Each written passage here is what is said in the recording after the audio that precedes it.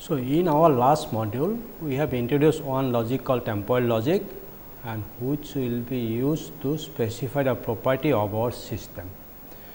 Now, in this module, we are going to look for verification technique, and mainly we are going to look for a particular verification technique which is known as your model checking. So, in this class, I will just briefly introduce what is model checking and what we can do with the help of model checking. So, I think you might be remembering that in our introductory class, we have slightly introduced about that process of property verification, and we have slightly introduced about the model checking. Now, if you recall back, you will find that in the process of model checking, we are having basically three components. First one is your modeling. So, in case of modeling, what we have to do? We have to give a model of the system, somehow model of the system. With some formalism, we have to define or we have to give the model of our system. If we are going to design a new system, then we are coming up with design, and we are going to represent that design with the help of some model. We will see how we are going to do it. Second component is specification, or we can say that the property to be satisfied by this particular system, or we can say that this is the property that will be satisfied by the model, because we are going to extract out the model of our system. So, in last class we have introduced temporal logic. Temporal logic can be treated as a specification language, and we can use temporal logic to specify our property. And we have discussed a special class of temporal logic which is known as your CTL, computational tree logic. So, basically we will concentrate on this particular logic CTL, and we will see how property can be specified over here. So, one, we have the model of the system, that we have abstracted the model, we represent our property in CTL, or we can give the specification. Then we need some methods or some mechanism by which we can check that this property is indeed true in the model. So, this is the third component which is your verification method. So, in this particular course, we are basically going to look about the model checking technique, which is a verification technique and which is basically property verification technique. So, here in this module we are going to talk about this particular verification method called model checking. So, this model checking we are going to introduce with the help of one example. First, we will see an example, and then we will see how this example will be model, or how we are going to give the system of the model. Then we will see what are the properties that need to be satisfied this particular example, and how we are going to write those particular property or specification in CTL. Once we have the model, once we have the specification in your CTL, computational tree logic, then we will see that model checking approach, or how this can be verified for that particular model. So, the example that here we are going to discuss about your mutual exclusion. I think all of you know about this particular problem, that it is basically when we are working with the shared resources. So, when concurrent process shares a resource, so we can have several resources. It may be a shared memory, we may have a file, that file may be shared by different users. On the other hand, we may look into the databases also, where the database will be used by different persons or different activities. So, in record also you have to see that record of database will be accessed from different locations. So, in all those cases when we are having the concurrent execution, always we have to look for the consistency of our data. If it is a file, or if it is a database record, or maybe the shared memory. So, whatever data we have over there, it should be consistent. All users should get the similar view of this data. It is not like that I have updated something and that is not reflected for you, then you are not going to get the correct information. So, this is the problem that we have when we are going to use shared resources. So, to have a proper consistency of data, we can use this particular mutual exclusion principle. Okay. So, here in this particular case, we have to see what are the criteria that we need to look for it when we are going to model such type of system.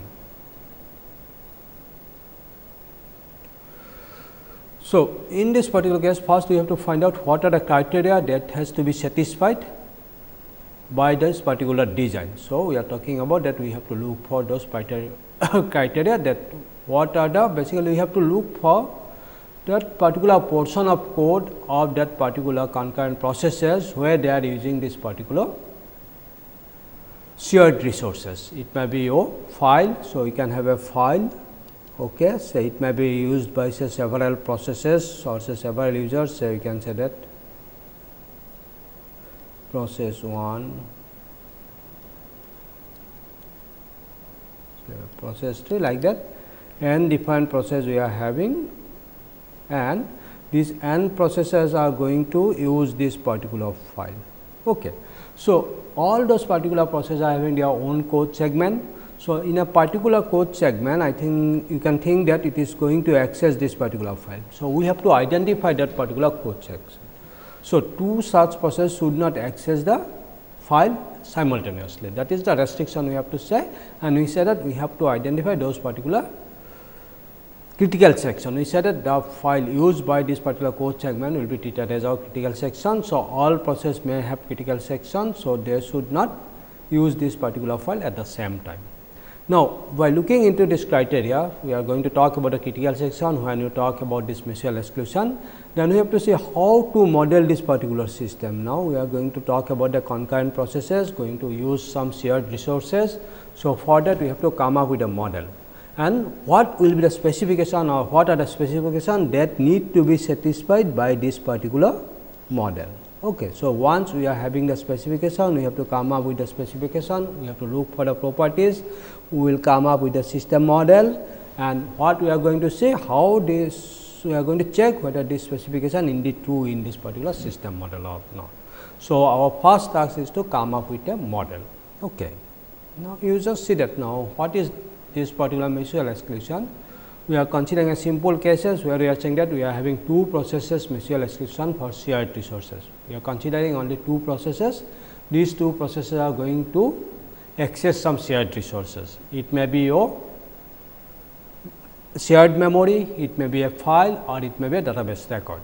So, for that particular cases, what happens, each process can be divided into three different steps. We can say that it is your non-critical and trying T and critical C. So, non-critical and basically it says that the process is in your non-critical region. That means, it is not using any shared resources. So, all process can work in the non-critical region simultaneously. That state T, we are talking about this trying. Basically, we said that now one particular process is trying to enter into the critical region. Basically, it gives the request that it is trying to work with this particular shared resources, and our requirement is like that only one process can use this particular shared resources. When it gets the access to the shared resources, then we say that the process is in your critical section. Okay, that means, now it is accessing this particular shared resources. So, this is critical C we are saying. So, we can say that one particular process can be in any one of these particular three states, and T or C. N is non-critical region, T is it is trying to enter into the critical section, that means, it is requesting for this particular shared resources, and critical means now process is executing in the critical region, that means, it is working with this particular shared resources. Now, we are talking about two process mutual exclusion. So, we are having two process, now say that I am having process P 1 and I am having process P 2.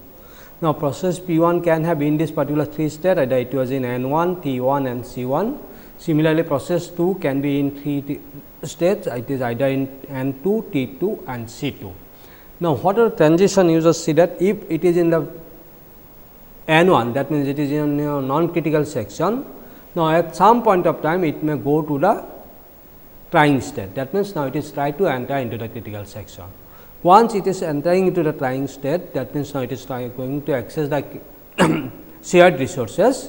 Now, if it grants the shared resources, then what happens? It will go into the critical section, that means, it is going to use this particular shared resources exclusively, it is going to use this. Once its job is over, then what will happen? Now, it will come out from critical section to non-critical section, that means, it is going to do the other normal execution. So, this is the transition of our process P 1. Similarly, for process P 2 also we have this particular similar transition. So, N 2 to T 2, T 2 to C 2 and C 2 to N 2. So, these are the possible transition that we have one process P 1 and process P 2.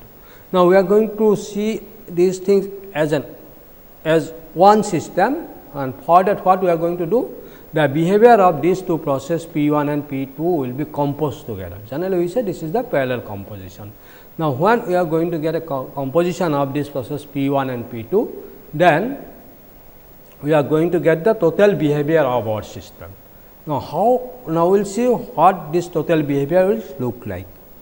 Now, eventually we can come up with such type of finite state machine. Why I am talking about, already I have said that this is your some sort of your finite state machine.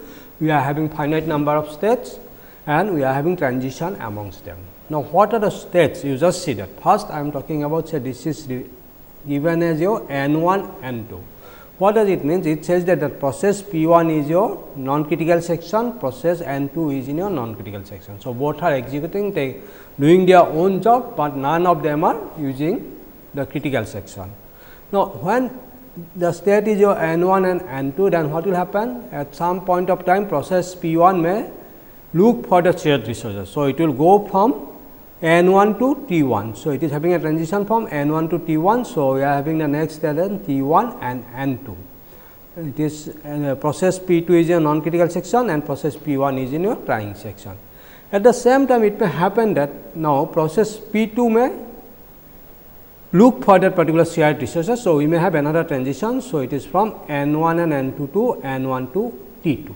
Okay. So, now you just see that initially both are in the non-critical regions. Now, either P 1 try to enter into the critical section. So, it will then the states we are going to get is your n 1 T 1 n 2, and when process P 2 wants to enter into the critical section, then we are going to get the state n 1 T 2.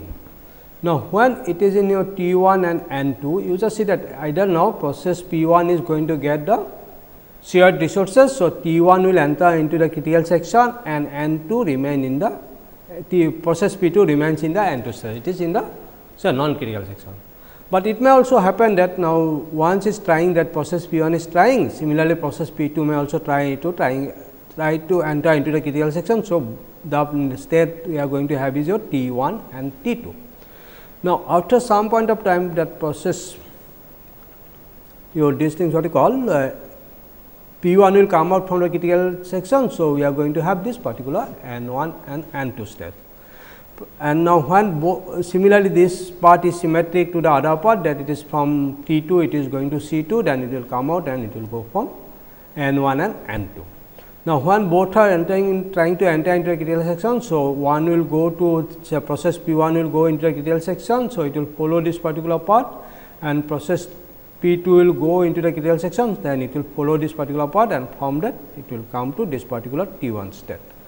So, you just see that with this particular state transition machine, we have basically given the behavior of our system. So, what we have said that initial expression we said that we are having two process P 1 and P 2, these are the possible states and these are the possible transition. Now, when we are looking into them as a whole, then we are just getting this particular transition behavior. Now, you just see that we are getting a transition behavior and this transition system is going to depict the behavior of our system. Okay. Now, here we are talking about say some state variable. We are saying that we can have for process P 1 we are having n 1, T 1 and C 1. For process P 2 we are having n 2, T 2 and C 2. Out of that, if you look into this particular behavior, we will say that we are getting 1, 2, 3, 4, 5, 6, 7, 8, total 8 defined states and we are having some transition. So, these are the states that we are going to talk about, these are reachable state of my system. So, if my system is going to work correctly or work perfectly, these are the different possibilities that we are having. So, these are the different states that my system can go and we are going to talk about that these are the reachable states. If we are talking about a reachable state, then we may have some other states which may be non-reachable state. So, for this particular example, you can think that what are the total number of states that we may have. Now, you just see that already we have said that we are having n 1, T 1 and C 1 for process P 1 and n 2, T 2, C 2. Now, when I talk that in this particular state, I am talking about that this is your n 1, n 2. that means both are in your non-critical section. So, these are some state variable, you can say that these are true, basically n1 is true and n2 is true. And what are the status of other 4 variables?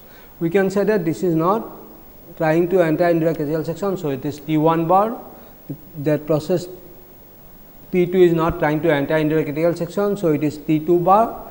Similarly, process P1 not in the critical section. So, it is C1 bar, and similarly process P2 is also not in the critical section. So, it is your C2 bar.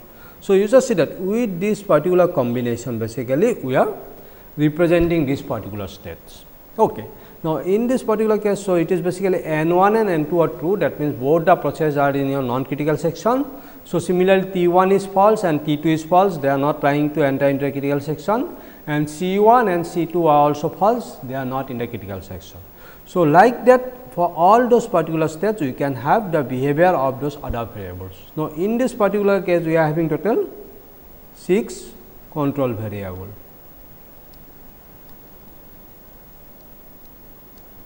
So, if we are having 6 control variable, what will be the defined possible combination of these particular control variables? We will see that we will get altogether 2 to the power 6 different states, because if we are having n control variables, then we are going to get 2 to the power 6 different states. So, that means my total state space is your 2 to the power 6, okay, which is I think 64. That means, I am going to get 64 different states. This is the total number of states of this particular system, but out of that what will happen?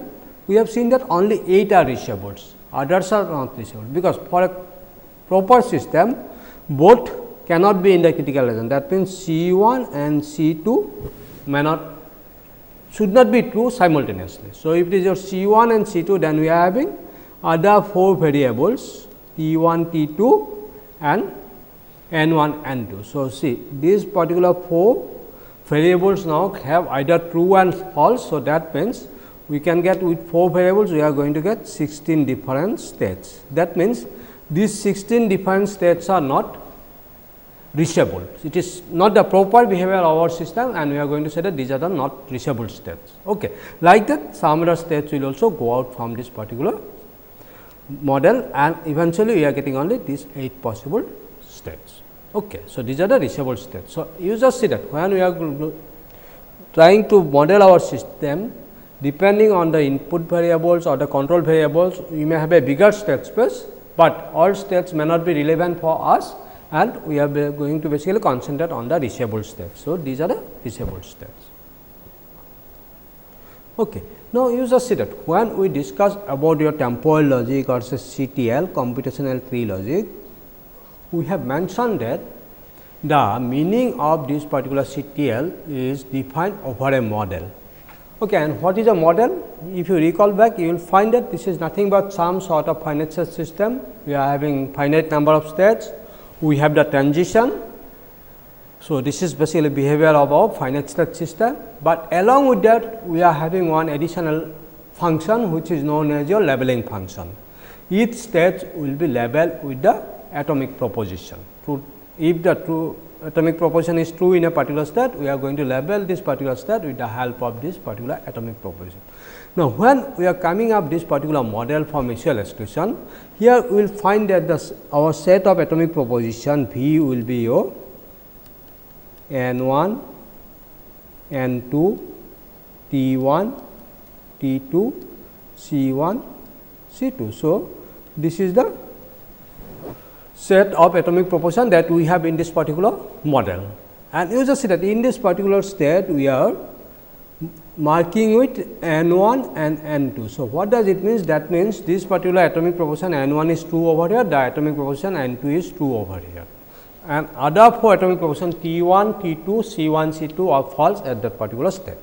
Now, you just see that when I am coming up this particular model now very much similar to our Kripke structure that is used for our in CTL to define the meaning of our CTL, computational tree logic formulas. So, now eventually we have come up with this particular Kripke structure. So, for model checking we need a model, we need a specification specifications are nothing but the properties that should be satisfied by this particular system, and we need some techniques by which we are going to check whether these particular properties are true in our model or not. So, now the first part we need some model. We have come up with this model of this particular examples of mutual exclusion, and eventually we have found that the way we are representing it, it is going to give us the Kripke structure that is needed to define the meaning of my CTL formula. Okay. So, in last module we have talked about this particular CTL, what is the syntax of CTL and what are the semantics of CTL. Now, we have come up with the model. Now, you just see now, when we are coming to this particular model, so you have come up this particular model and this is very much similar to our Kripke structure. Now, I think now I am writing over here, you just see that AG, EF, N1 and N2, AG, EF, N1 and N2. Now, if you look into this particular expression, I think you can recall that this is very much similar to our CTL formula, and indeed this is a CTL formula. Okay, because you just see that N1 and N2, these are two atomic proposition and they are connected by this particular conjunction. So, N1 and N2 is a CTL formula. Now, this is EF. What is EF? There exists a part in fusor. So, there exists a part in fusor N1 and N2. So, I am going to get this is also CTL formula, since this is a CTL formula, EF N1 N2 will be a CTL formula.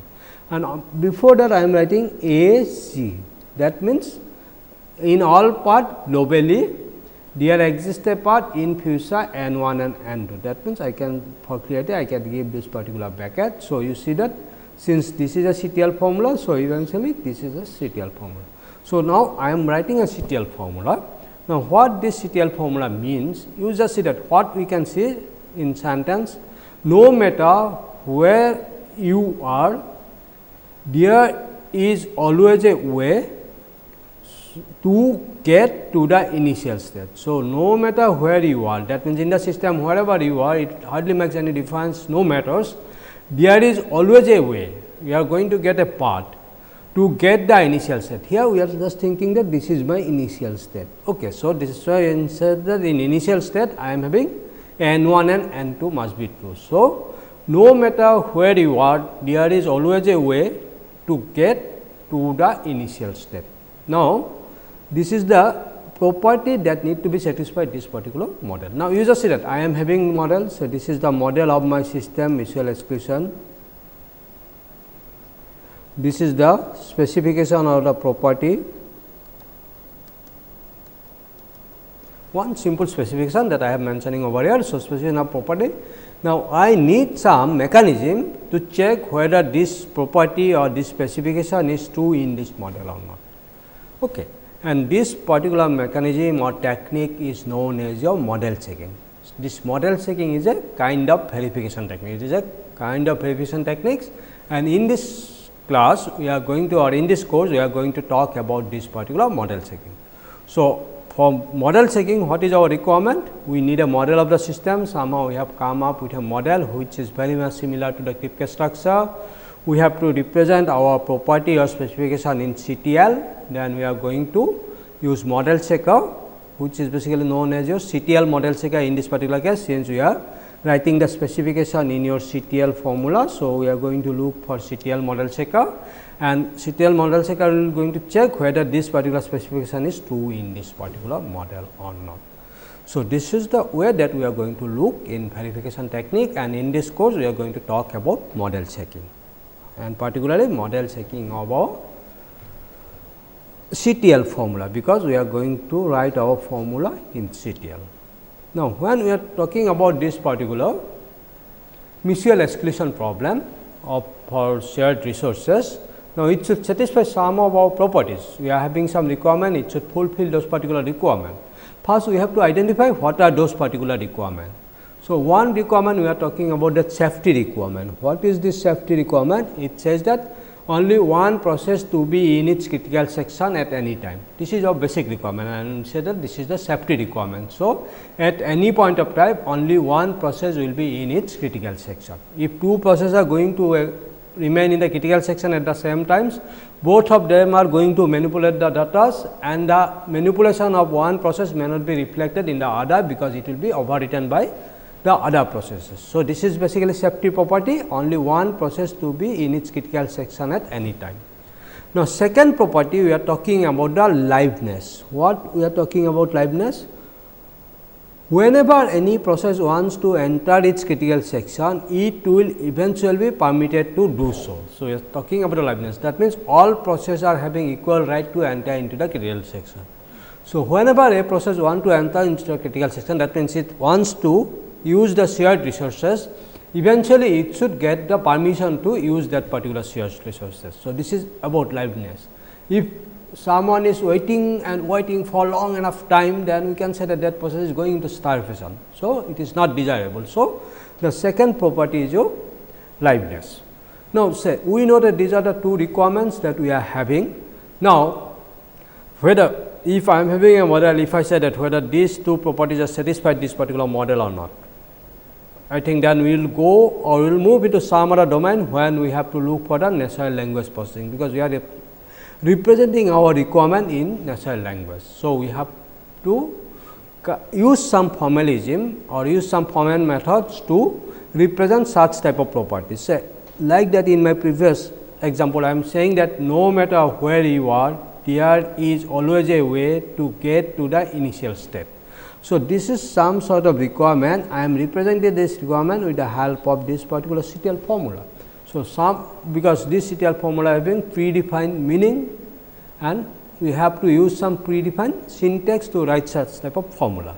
Since meaning is obvious, so now we are going to look for the truth of this particular formula in this particular model. So, like that, these are the two basic properties that must satisfied by my mutual exclusion protocol. So, somehow we have to represent these things in some formal way, and since we know about CTL computational tree logic, we will see how these two will be represented in CTL computational tree logic. Okay. Now, another property is that we are having that non-blocking. A process can always request to enter its critical section. So, this is the non-blocking property. We should not have some criteria that okay, for sometimes we are going to block one process, particular process, that process will not be allowed to enter into the critical section. Then we say that this is some blocking nature. So, we say that our mutual exclusion protocol must satisfy this particular non-blocking property also. The A process can always request to enter its critical section. So, at any point of time, at any moment, any process can give a request to enter into the critical section. We should not put any blocking criteria. And another criteria or another property that must satisfied by this mutual exclusion protocol is no strict sequencing. We should not give any sequence, any strict sequence to that particular process. It is the sequence when you cannot say that process P1 will go into the critical section, then I will allow process P2, then I will allow process P3, then again I will allow process P1 to enter into the critical section, then P2, like that. We should not put any restriction in this particular case. Without any restriction, without any sequencing, they will be allowed to enter into the critical section. It may happen that P1 has entered into the critical section, after some times again P1 may allowed to enter into the critical section. We will not wait for that first P2 must go, then only again P1 will be allowed. So, such type of restriction we are not going to put. So, this is talk about the no strict sequence. So, basically we say that our mutual exclusion, your protocol must satisfy these particular four properties. Now, already I have mentioned that now to be understand it properly, formally we have to specify these things, and here in this particular course we are going to look for the CTL representation of those particular properties, because we are going to look for CTL model checking. Now, the first property, the safety property, you can say that only one process is to be allowed in its critical section. So, we can write this particular CTL formula like that: in all path globally not of C1 and C2. So, if C1 and C2, if it is true, then what will happen? Both the process in the critical section simultaneously. So, not of this must be true. Okay. And where it must be true? In all path globally. That means, in the entire system, in all states along all path this must be true, not of C 1 and C 2. That is why you are writing this property as in all path globally, not of C 1 and C 2. Now, you just see that this is a CTL formula, because C 1 and C 2 is a CTL formula, because C 1 C 2 is our atomic proposition. So, negation of CTL formula is also a CTL formula, and AG is a temporal CTL operator globally in all paths. So, this is a CTL property. So, we are writing this safety property in CTL formula. Similarly, Leibniz, we are saying that whenever any process wants to enter into critical section, it must be allowed to enter into the critical section. So, we can say that T 1 basically it says that the process P 1 is trying to enter into the critical section. Then if it is true, then what will happen? In all path in future C 1. So, if process P 1 is trying to enter into the critical section, then from that particular point wherever you go in all path in future, that process must go into the critical section. So, that is why I am saying that wants to enter its critical section, it will eventually be permitted to enter so, to do so. So, that is why I am saying that if T 1 is true, then it implies that in all path in future we should get a state where C 1 is true, and this must be true in all states. So, we are saying that in all path globally this is true. So, this is the way that we are going to write. Now, you just see that this property that I am writing AG T 1 implies A F C 1. This property is basically related to the process P 1, because we are having now two processes, one process P 1 and a process P 2. Now, similarly, we can write a formula for process P 2. So, it will look like or will come up like that AG, if process P 2 is trying to enter into the critical section, then in all path in future C 2 must be true. So, this is the property related to your process P 2. So, process P 1 having this particular property, process P 2 is having this particular property. But in case of safety, that AG not of C 1 and C 2, this is for the entire system. So, this is for both process P 1 and P 2. Okay. So, now just see that we are having safety property and we are having Leibniz property. These two property we have represented with the help of CTL formula. So, these are the two formulas for safety, and this is your Leibniz. Now, we have to check these two property must be true in this particular system. Initially, just I am going to look for this one, say AG not of C 1 and C 2.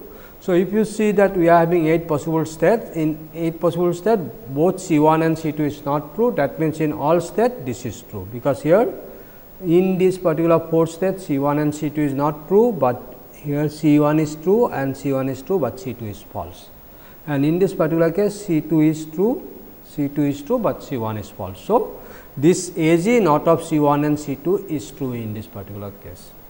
Now, second property what we are talking about, whenever any process wants to enter its critical section, it will eventually be permitted to do so. So, if it is trying to enter into the critical section, in all path in future we should get C 1. So, in all path globally T 1 implies A F C 1. So, in all path globally C 1.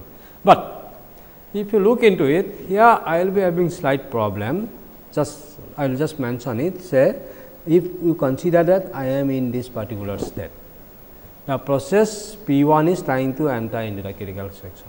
If I follow this particular path, then it is entering into the critical section, but it is having another path also. Now, you consider this particular path, say from T 1 and 2 it is going to T 1 T 2, then it is going for T 1 C 2. Now, process P 2 is entering into the critical section and it is going back. Now, you consider this particular part. Okay. Now, if you consider this particular part, then what will happen? We will find that in this particular part, we are not going to get C 1. That means, process P 1 is not entering into the critical section. So, what happens? I will say that this particular formula is false.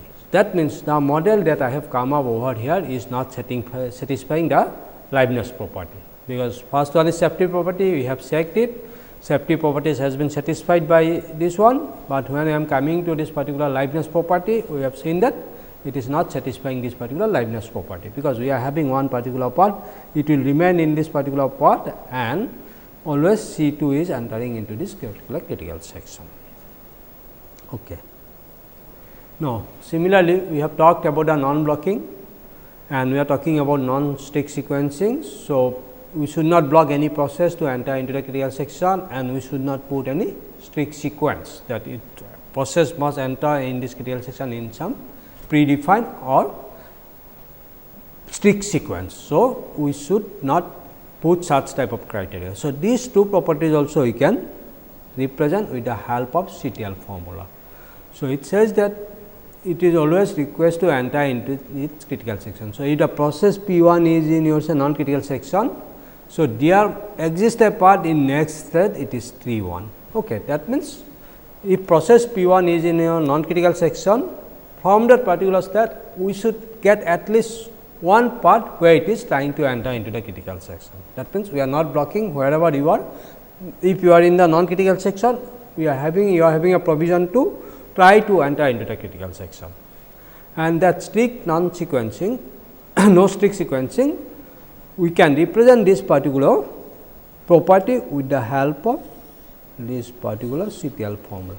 What it says that since it is we do not put any strict sequence, that means, it is basically says that if it is entering into the critical section, say it is in a critical section, it may happen that after coming out from critical section, it will again allowed to enter into this particular critical section. That is why we are saying that if it is C 1 is true and there exists a part, C 1 will remain true until this particular property is satisfied. Not of C 1, that means, C 1 will go to not, it will become negation.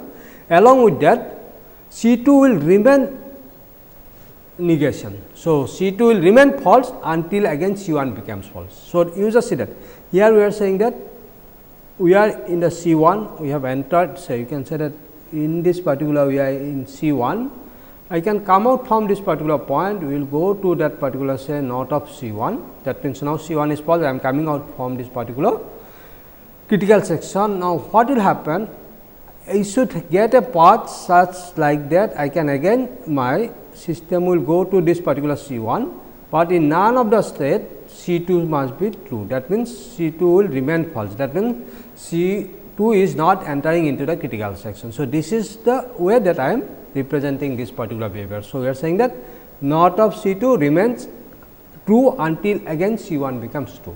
So, you just see that again this is a CTL formula, because it is satisfying the requirement of ours or requirement or syntax of our CTL expression. Okay, you can check it, because we have said that we are having some temporal operator until only we are using over here, and this particular fuchsia also we are using, and we are using this particular part quantifier E and F. Okay. So, this is the way that we are representing this. Now, we have to check whether these properties are true or not. Now, about this particular thing, say AG N1 EXT1, you will find that wherever N1 is there, in next state I am having say T1. Okay, I am having N1, then eventually I am getting T1. So, if it is in N1, that means it is in a non-critical section, there exists a part in next state, it is your T1. Okay. So, it is getting a state where from it is trying to enter into the critical section. So, this behavior is related to your process P 1. Similarly, for process P 2 also I can write the behavior or property in all part globally. If N 2 is true, then it says that there exists a part in next state T 2. So, this is the property corresponds to the process P 2, and this is the property corresponds to the process P 1. Similarly, here what happens, I have seen wherever N 1 is true, I am basically concerned about this particular state, and we are going to state that in next state T 1 is true. Okay. Because if N 1 is false, basically this implication is always going to give me true value true. Okay, we will see this. And this is again the property that we are having, which is related to process P 1. Similarly, for process P 2, what happens? We can say that this C 1 will be replaced by C 2 and C 2 will be replaced by C 1. Then it will, the property will be relevant for your process P 2.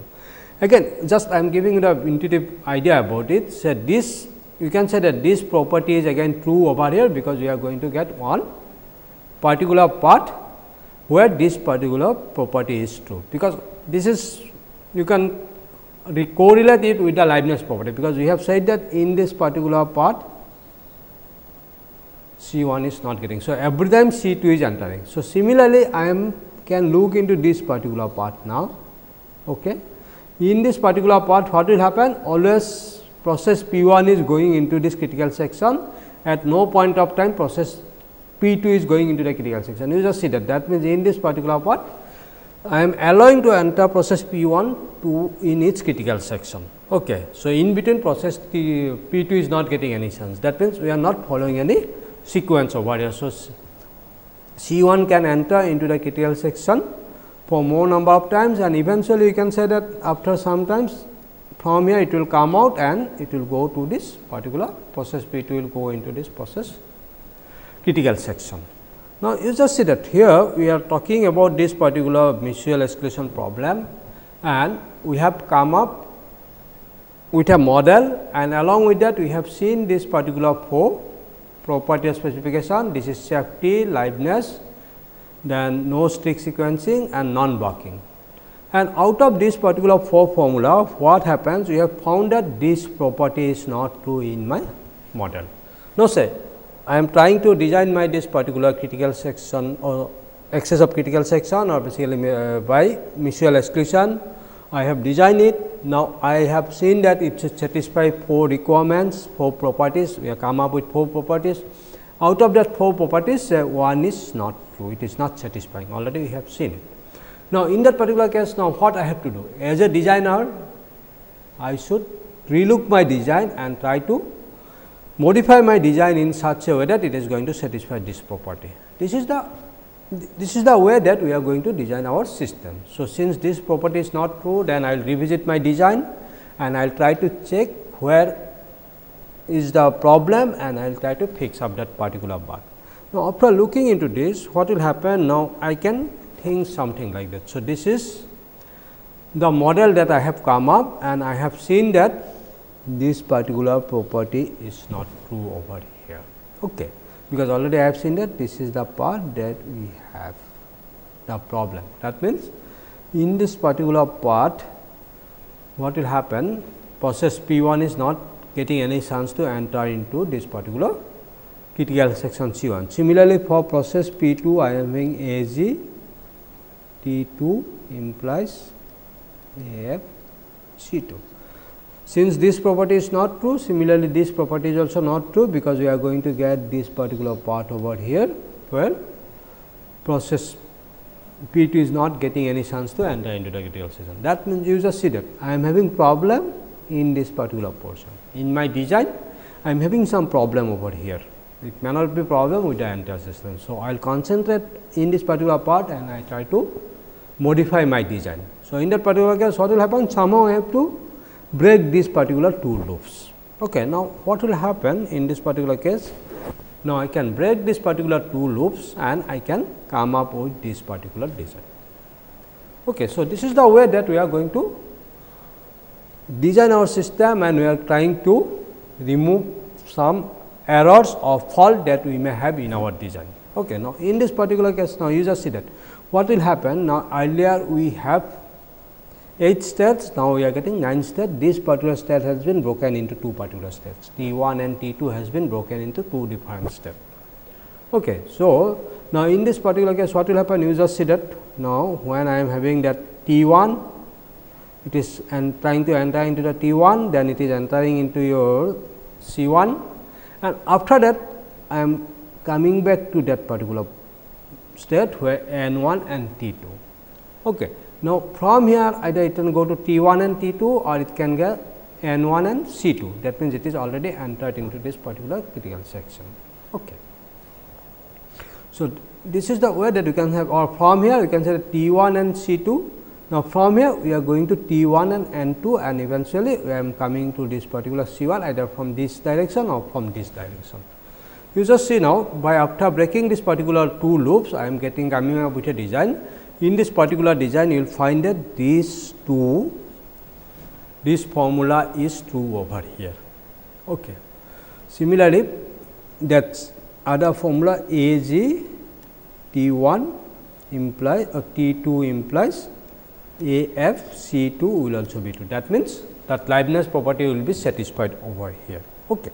So, this is the way that we are going to set. What happens after applying this particular verification technique, or trying to check for the truth of this particular property, we found that there is some problem. So, now we revisit our design and we have modified it, and we have seen that now this particular design is going to satisfy my liveness property. Now, when it is satisfying my liveness property, then we have to see whether it is not violating my other 3 properties. Okay, indeed, now we can say that other 3 properties are also remain intact over here. Okay, you can recheck it over here, that other 3 properties are true over here. Now, basically you just see that we have starting our design, we have come up with a model M, and after looking for the properties, we try to check whether these properties are true over here or not, and we have found that it is not satisfying some of the property. We have revisit our model and we have come up with this particular model, second model, and in this particular second model, we have seen that at least it is satisfying all those particular 4 specification or 4 properties that we have. Okay.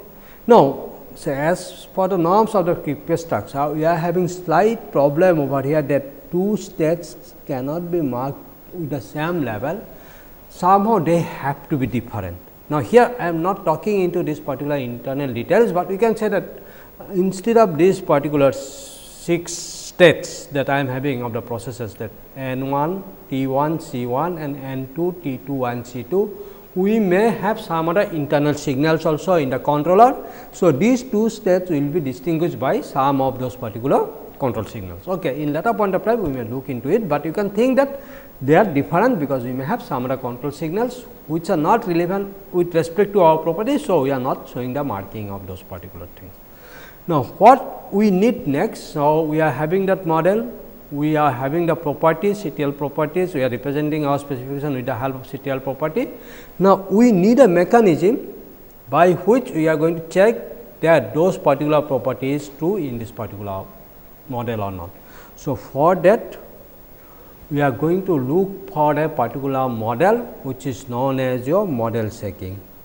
Okay. So, we are going for this particular model checking, and basically here we are going to talk about CTL model checking, because our specification will be represented by CTL formula, and we are going to look for an algorithm by which we are going to check whether a particular CTL formula is true in our model or not. So, we are going to look for model checking algorithms. Now, what is this model checking algorithm? How we can visualize it? You say that given a model M, so we are having a model M, the CTL formula phi.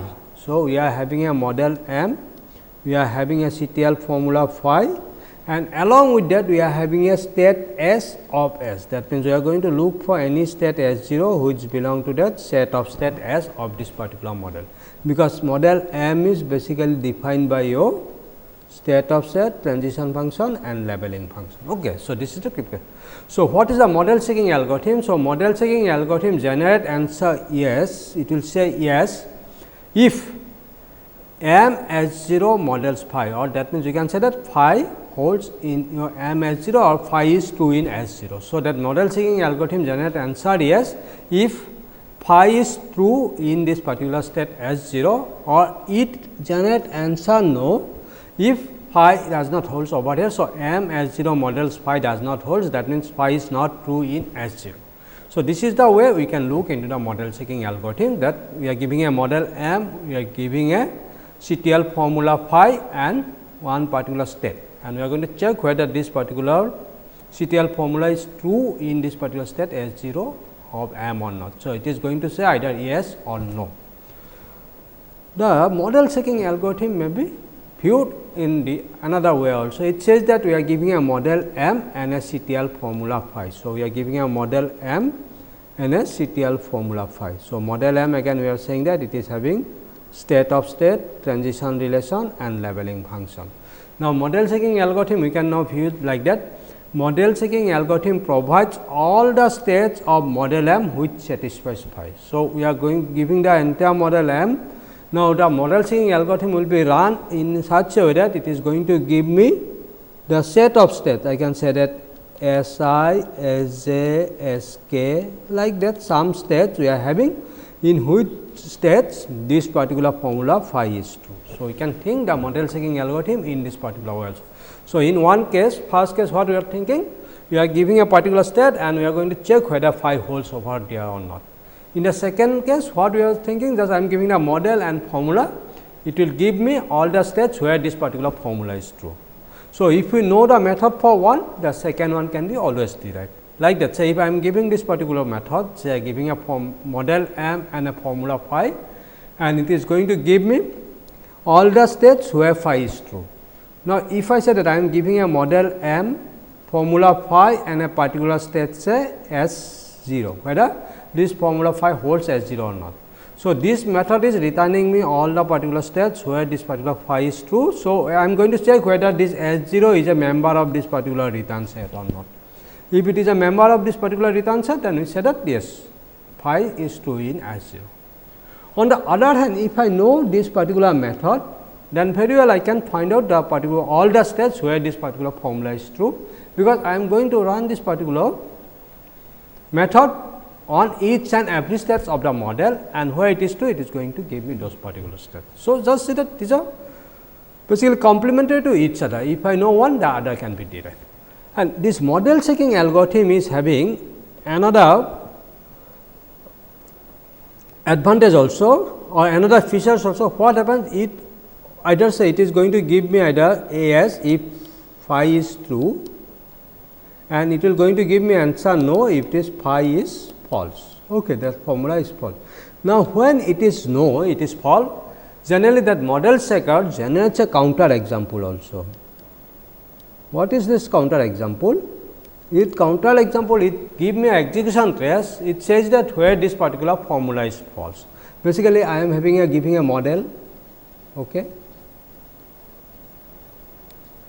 So, in this particular model, say I am giving a formula say phi. If phi is not true, then it will say that it is not true in this particular part, then it will give me this particular execution trace, this particular part says that your particular formula is not true in this particular part. Okay. So, that means it is giving a feedback to the designers. Now, when the formula is not true, that means there is some problem with my design. I have to revisit my design and I have to redesign it. But it is that model checker is giving me some clue that my error is somewhere in this particular execution part. So, I can concentrate over here and I can now try to redesign it such a way that this formula becomes true in my model.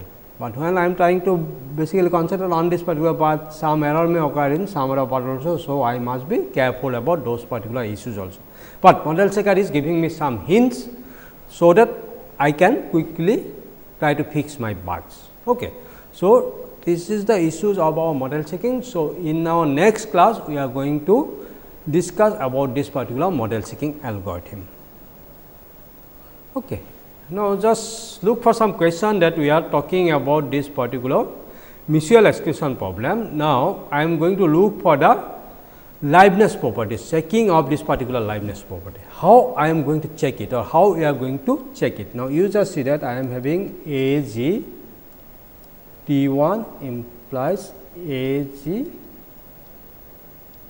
C 1. So, this is the CTL formula liveness property that we have given. So, here T 1 is a atomic proposition. So, it is a CTL formula. C 1 is a atomic proposition. So, it is also a CTL formula. Since they are atomic propositions, so we know the labeling function and we know the states where these particular formulas are, or CTL formulas are true. So, from labeling itself, we will say that this is I can say now numbering it. So, this is S 0, S 1, S 2, S 3, S 4, S 5, S 6, S 7. So, T 1 is true in your S 1, S 4 and S 6, S 1, S 4 and S 6, S 1, S 4, S 6. So, T 1 is true over there. Where is C 1 is true? You will find that C 1 is true in your S 3 and S 6. Okay. So, These are the CTL formula, and we know that there are truth values on those particular state. Now, what is the next formula that we have to look into it? So, these are atomic proportions. So, these are the CTL formula. Now, the next formula will come as your AG all part globally C1. Since C1 is a your these things what you call C1 is a CTL formula. So, AG C1 is also atomic formula. So, in all part globally, whether it is true or not. So, if you look into it, then you will find that AG C1 is not true over here. So, basically if you look into it, all part globally, you will find that as per our semantics, since C1 is true over here, I can say that all part globally C1 is true over here, all part globally C1 is true over here. Okay. So, these are the issues that we are having. Now, in this particular case, the next CTL formula will come as your T1 implies AG C1. Now, in this particular case, you just see that if T1 is true, then AG C1 must be true. So, if T1 is false, then obviously this formula is false, because false, we know that in case of implication, if it is your say false and false, it will going to give me true, and false and true also give me is true. So, if T1 is false, then this particular formula is true. So, in this particular case, if I look into that T1 implies as C1, then it will be true in your S0, because T1 is false. It will be true in your S2, it will be true in your S3, because your T1 is false, it is not there. So, it will be true in your S5, it will be true in your S6, and it will be true in your S7. Okay. So, this is your S7, because it is not true in your S7, I am self marking, because if T1 is false, then only this is true. So, these are the states that we are having 1, 2, 3, 4, 5. In this 5 state, this is true, but now we have to concentrate about these particular 3 states. What will happen to T1 implies AG C1? You just see that T1 is true, then in all part globally C1 must be true. So, already you have seen that in this particular part, nowhere I am going to get C1. So, in this particular 3 state, this particular formula is false. Now, we know the labeling of this particular formula, then I can look for the complete formula AG T1 implies AG C1. Now, you just see in this particular case what happens when we are going to look for the truth values of this particular formula, then we must know the truth values of each and every sub formula. So, in our model checking algorithm, now we are going to do in this particular way that we are going to look for each and every sub formulas. One it is done, then we will look for the main formula. Okay. So, another one you just see that now we are having the second modeling of mutual exclusion, where I have break this particular state T1 and T2 to two different state T1 and T2. And I am saying that the second modeling of mutual exclusion is also a oversimplified model. Okay. Why I am saying this is oversimplified? Because you just see that if someone is entering in the critical section, I am saying that after that it is going for non-critical section. Now, how many times it is going to be in this particular critical section? This particular model is not going to depict this particular information. For how long it will be in this particular trying state? If it is trying state, it can go to the C2. Now, how long it will be in this particular critical state C2? So, if I am going to give this particular information, basically I can give some sort of this particular self loop over here like that. That means, it says that it will be remain over here, then it will come out. Now, once I will give such type of self loop, then what will happen? Again, it is going to violate my Leibniz property, because now I will be remain in this particular case. Now, that is why I am saying that this second modeling attempt is oversimplified. But if I will come up with this particular self loop, I will say that it may remain in there for more number of times and it will come out, then what will happen? Still we can try to look for checking those particular property. As such, Leibniz will be false over here, but what we can do? We can use some fairness of model checking to resolve that issue. So, either I can come up with a simplified model or I can try to depict the entire information where it may now violate some of the property, but what will happen? We are going to use some fairness execution in this particular model, or we are going to use some fairness constraint. What is this fairness? Basically, we will say that you now just see that liveness will be violated if it remains in this particular state forever. But we know that in any system, it will enter into the critical section, it will do its job for required job, which will take some amount of time, and eventually it will come out. That means, we are going to look for a fair execution only. That means, it will not remain over here infinitely. Eventually, it will come out after completion of job, it will come out. That means, what we are going to say, that we are going to look for the fair execution only. That means, what happens? I can think some model. Okay. Okay.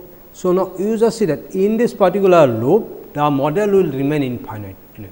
Okay. That means, if my system will remain in this particular loop, then I am going to have some bad behaviors. But in fairness, what I am going to say that if my system is correct, I know, then what will happen? Eventually, it is going to come out from this particular loop, and eventually it will follow this particular part. That means, we are going to look for only fair execution. That means, we can somehow omit this particular infinite loops. We are trying to omit this particular part, and we will see that eventually it will come out from this particular loop, and it will going to execute this thing. So, in this particular case, with this particular fairness constraint, we can check for those particular properties, because while I am designing my system, it is coming actually. I cannot break this particular loop, because it may be there, but my model checker is giving me some problem, or it is reporting that it is having some error. So, I will say that eventually my system will come out from this thing. So, basically you look to check my property in the fair paths only. So, with fairness constraint, we are going to look for fair paths only. That means, my system will go through the fair paths only. So, like that we can incorporate fairness, and we can go for a model checking on the same system only without breaking this particular loop. Okay. With this, I will stop my lecture today. So, in next class we are going to look for the model checking algorithm.